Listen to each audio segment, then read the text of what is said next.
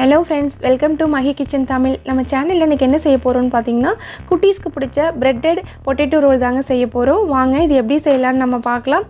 நம்ம சேனல்ல நீங்க first time பார்க்கறவங்களா இருந்தீங்கன்னா subscribe பண்ணிட்டு பாருங்க. பக்கத்துல இருக்க bell icon-ஐ click பண்ணிக்கங்க. அப்பதான் நான் போற ஒவ்வொரு வீடியோவும் நோட்டிஃபிகேஷனா வரும். நீங்க மிஸ் பண்ணாம பார்க்கலாம்.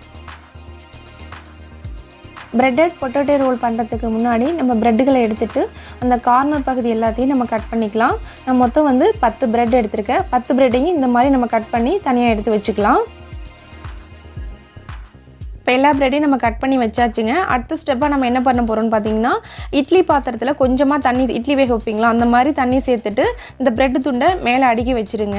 ஒரு 2 மினிட்ஸ் குக் ஆனா போதும். எதுக்காக இதை வைக்கிறோம் அப்படின்னா நம்ம சாஃப்ட்னஸ் தேய்க்கும் போது நல்லா சாஃப்ட்டா வரும். அதுக்காக தான் மூடி போட்டு 2 மினிட்ஸ் மட்டும் வேக வச்சுக்கலாம். நம்ம பிரெட்டை கட் பண்ணும்போது கார்னர் பகுதியில் வேஸ்டான துண்டுகள் எல்லாத்தையும் நம்ம பிரெட் கிராமாக ரெடி பண்ணிக்கலாம். இந்த பேனில் சேர்த்துட்டு சிம்மில் வச்சுக்கோங்க. இந்த பிரெட் துண்டு எல்லாமே சாஃப்டாக இருக்கிறது எல்லாமே நல்லா ஹார்டாகி ஒரு ரஸ்க்கு பதம் வந்ததுக்கப்புறம் நம்ம பொடிச்சிக்கலாம். இப்போ பாருங்கள் நல்லா ரஸ்க் மாதிரியே நல்லா ஹார்டாக வந்துடுச்சு. இது ஆறட்டும், அதுக்கப்புறம் நம்ம பொடிச்சிக்கலாம். 2 மினிட்ஸ் ஆயிடுச்சுங்க. இப்போ பாருங்கள் பிரெட் நல்லா சாஃப்டாக வெந்து வந்துடுச்சு. இப்போ நம்ம அடுப்பை ஆஃப் பண்ணிவிட்டு இதை உடனே நம்ம எல்லாத்தையும் தேய்ச்சி எடுத்து வச்சுக்கலாம். அப்படி தேய்க்காமல் விட்டிங்க அப்படின்னா ஒன்றோட ஒன்று ஒட்டிடும். டக்குன்னு எடுத்துகிட்டு நீங்கள் எல்லாத்தையும் இது மாதிரி தேய்க்க ஆரம்பிச்சிடுங்க. தேய்க்கும் போது நல்லா அழுத்தம் கொடுத்து தேய்ங்க. அப்போ தான் நம்ம ஸ்டஃப் பண்ணும்போது கீழே கொட்டாமல் இருக்கும். எல்லா பீஸ்களையும் நம்ம இது மாதிரி தேய்ச்சி வச்சுக்கலாம். அடுத்ததாக நம்ம ஸ்டஃபிங் ரெடி பண்ணிக்கலாம். அதுக்காக நான் வேக வச்சு 2 உருளைக்கிழங்கு எடுத்து வச்சுருக்கேன். அதை நல்லா மசிச்சு விட்டுக்குங்க. இப்போ நல்லா மசிச்சாச்சு. அது கூடவே பெரிய வெங்காயம் 1 சேர்த்துக்கலாம். அடுத்ததாக கொஞ்சமாக கொத்தமல்லி தழை, அது கூடவே கருவேப்பிலை கொஞ்சம், 1/2 டீஸ்பூன் வந்து மிளகுத்தூள், அது கூடவே 1/2 டீஸ்பூன் வந்து மிளகாத்தூள் சேர்த்துக்குங்க.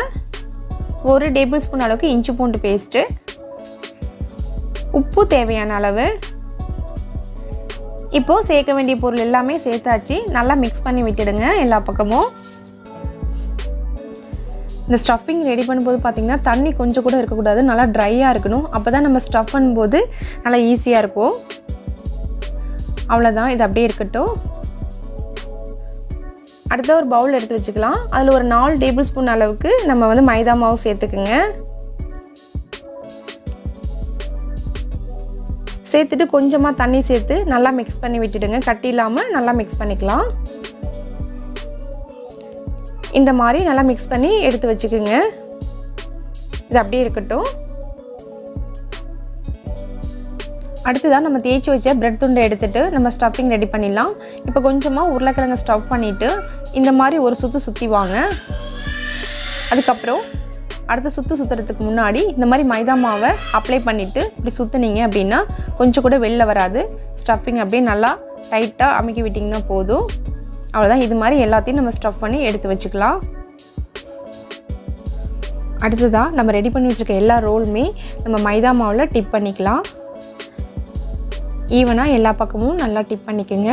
அடுத்ததாக பிரெட் கிராம் தூளை மேலே தூவிட்டு நல்லா எல்லா பக்கமும் ஒட்டுற அளவுக்கு நல்லா புரட்டி எடுத்துக்கோங்க. அடுத்ததாக நான் எண்ணெய் வந்து ஆல்ரெடி சூடு பண்ணி வச்சுட்டேன். மிதமான ஃபயரில் வச்சுக்கோங்க. இப்போ நம்ம போட்டுடலாம்.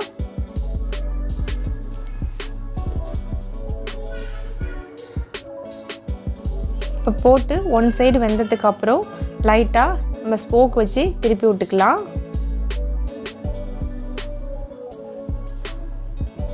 அவ்வளோதாங்க, நல்லா குக் ஆகி கலர் சேஞ்ச் ஆகி வந்துருச்சுங்க. இந்த டயத்தில் அடுப்பு ஆஃப் பண்ணிவிட்டு நம்ம எடுக்க ஆரம்பிச்சிடலாம். அவ்வளோதாங்க, ரொம்ப டேஸ்டான பிரெட்டட் பொட்டேட்டோ ரோல் ரெடி ஆகிடுச்சிங்க. இந்த வீட்டில் செஞ்சு பாருங்கள். செஞ்சு பார்த்துட்டு கமெண்ட் பண்ணுங்கள், ஷேர் பண்ணுங்கள். நாங்கள் போகிற ரெசிபி உங்களுக்கு பிடிச்சிருந்துச்சின்னா மஹி கிச்சன் தமிழுக்கு சப்ஸ்கிரைப் பண்ணிக்கோங்க.